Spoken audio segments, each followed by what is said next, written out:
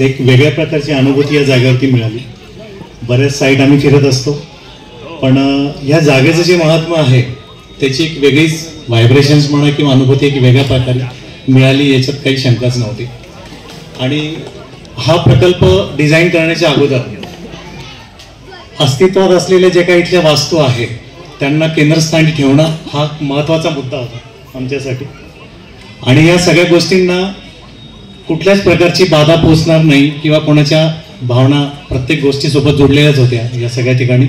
त्याच्यानंतर इथे अस्तित्वात असलेली व्यायामशाळा ती पण कुठल्याच प्रकारे हलणार नाही, असं हे सर्व गोष्टी लक्षात घेऊन या पूर्ण प्रकल्पाची बांधणी किंवा मांडणी आम्ही त्या पद्धतीने केली। आता या पूर्ण प्रकल्पामध्ये एक संपूर्ण परिसराला एक पूर्ण कंपाऊंड होणं गरजेचं होतं, जेणेकरून पाण्यामुळे जमिनीला ज्या पद्धतीने माती मावून जाणं किंवा काही होणं या सगळ्या गोष्टींचं लक्ष ठेवणं गरजेचं होतं। म्हणून एक सिंधुदुर्ग ज्या पद्धतीने एक शिवाजी महाराजांनी त्यावेळेस बांधलेलं होतं, तर त्या गोष्टीला लक्षात ठेवून चारी बाजूला एक RCC कंपाऊंड वॉल आणि त्याच्यामध्ये बुरुज दिसतील आणि हा पूर्ण प्रोजेक्ट एका पाण्यामध्ये आम्ही तरंगत ठेवलेला आहे, असं त्याला ह्या प्रोजेक्टला दाखवण्याचा आम्ही प्रयत्न केलेला आहे। आणि त्याच्यासोबत जॉगिंग ट्रॅक, त्याच्यानंतर एक ध्यान केंद्र आहे, सभा मंडप आहे, व्यायामशाळा त्याच्यामध्ये आहेच।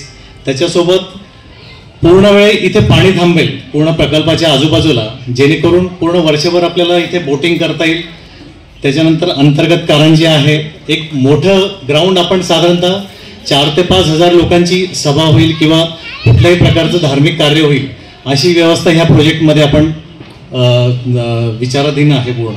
ह्या पद्धतीने ह्या पूर्ण प्रोजेक्टला आपण प्लॅन केलेला आहे आणि त्या पद्धतीने आता ह्या कामाला सुरुवात होत आहे। धन्यवाद।